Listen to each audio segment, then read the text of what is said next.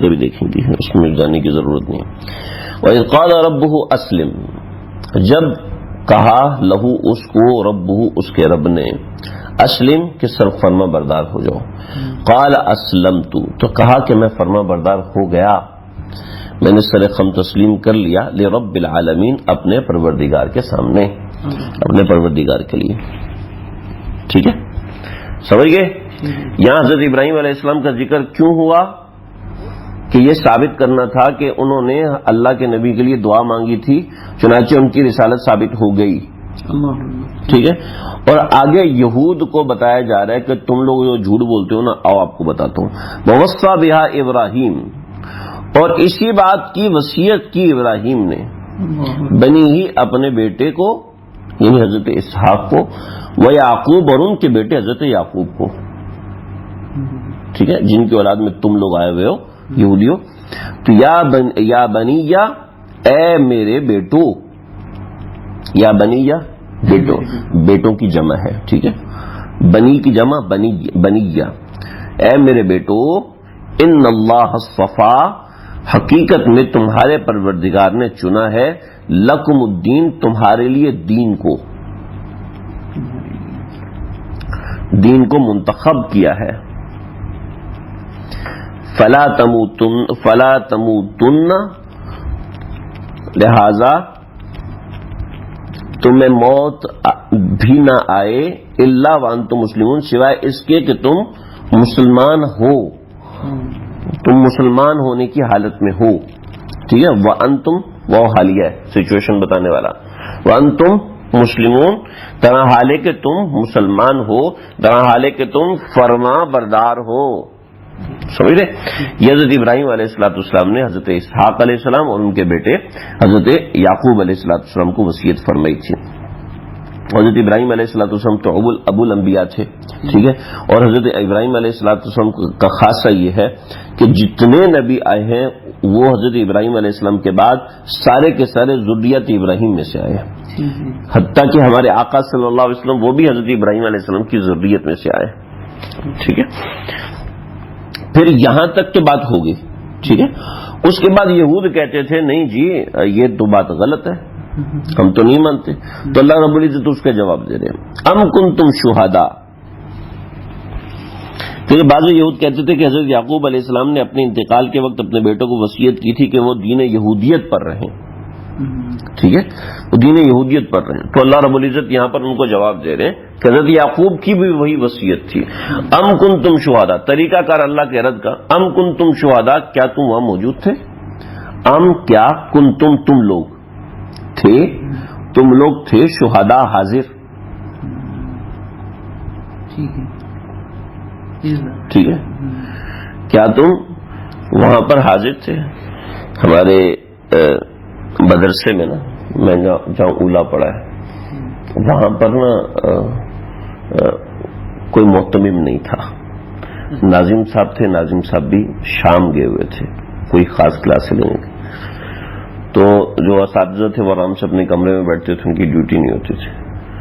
تو کافی لڑائی جھگڑے بھی ہوئے طلبا کے آپس میں، کوئی فیصلہ کرنے والا نہیں، تو پھر مدرسے میں وضو خانہ تھا، وضو خانے کے اوپر ایک گھر تھا، تو وہاں پر ایک عبید صاحب قاری عبد المنان صاحب کے بیٹے تو وہ آئے، تو انہوں نے ماشاءاللہ میرا ان سے بڑا اچھا تعلق تھا، میں نیا مدرسے گیا تھا، میں نے جا کے 2-3 شکایت، حضرت میں تو کالج اسکول چھوڑ کے آیا ہوں، یہاں پہ لڑکے نماز ہی نہیں پڑھتے، تو انہوں نے مجھے شاباش، کیوں لڑکا نماز نہیں پڑھے گا نا، نام لکھ کے مجھے دے دینا، ٹھیک، نماز کے فوراً بعد میں جاتا تھا، سارا مدرسہ مجھ سے، میرے بھائی کو کہتے ہیں حضرت آپ اپنے بھائی کو سنبھالیں، یہ ہمارا نام لکھ کے دے دینا ہماری، تو ایسا ہوا کہ نا 2 لڑکوں کی نا وضو خانے میں لڑائی ہو رہی تھی، تو اوپر سے عبید صاحب آ گئے، تو کہتے ہیں تم کیوں لڑ رہے تھے؟ کہتے ہیں حضرت یہ اس کے کان میں نا میرے بارے میں نا باتیں کر رہا تھا، تو انہوں نے بات سامنے اس کو بلایا، کہو ایک تو چونٹی ہے جو اس کے کان میں گھس کے سن رہا تھا کہ تیرے خلاف باتیں ہو رہی تھی، تو اللہ کہہ رہے ہیں ام کنتم شہداء، کیا تم ادھر بیٹھے ہوئے تھے، اذ حضر یعقوب الموت، جب موت یعقوب علیہ السلام کے پاس حاضر ہوئی، تم وہاں بیٹھے ہوئے تھے، جھوٹ بولتے ہو. سمجھ رہے؟ تو یہ ہے ام کنتم شہداء، کیا تم تھے شہداء حاضر وہاں پر، اذ حضرا جب حاضر ہوئی، جب آ گیا وقت یعقوب الموت، حضرت یعقوب علیہ السلام کی موت کا.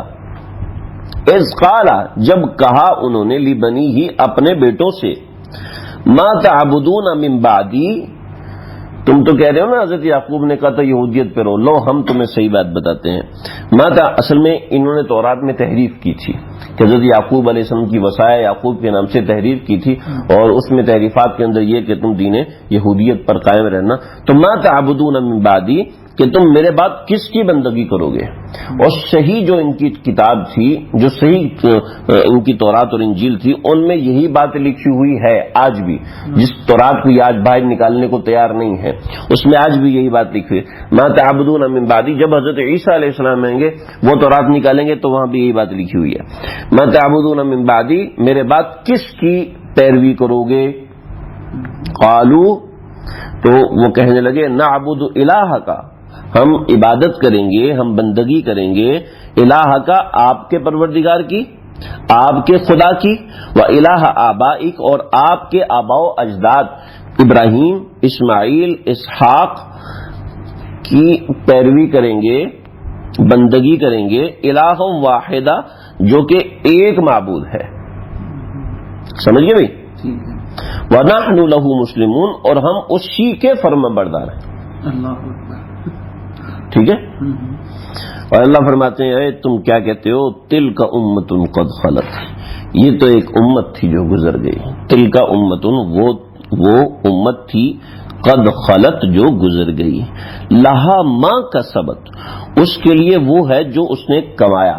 کسب الحلالی فریضتوں، کسب کہتے ہیں کمانے کو، تو لہا ما کسبت اس کے لیے وہ ہے جو اس نے کمایا. وَلَكُمْ مَا كَسَبْتُمْ اور تمہارے لیے وہ ہوگا جو تم کماؤ گے. سمجھ رہے؟ وَلَا تُسْأَلُونَ اور تم سے پوچھا نہیں جائے گا عَمَّا كَانُوا يَعْمَلُونَ ان چیزوں کے بارے میں جو وہ کیا کرتے تھے. ٹھیک ہے، سمجھ رہے؟ یہ ان کو جواب ہو گیا.